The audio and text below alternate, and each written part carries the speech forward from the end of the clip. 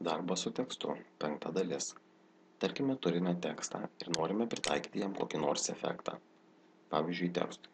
Galime pasirinkti, kad jis būtų perbrauktas, pažymėtas, taškuotas ir taip toliau. Pasižymime norimą eilutę, kuriai norime pritaikyti efektą. Spaudžiame šį meniu. Galima taip pat padaryti su Ctrl+D klavišų deriniu.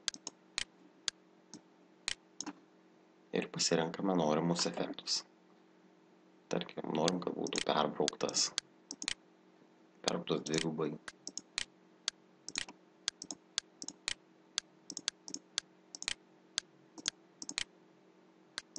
Yra begalė efektų, kuriuos galime panaudoti. Taip pat galime pasirinkti ir raidžių dydį, šriftą, viską, ką tik tai norime. Taip pat čia galima keisti ir poziciją.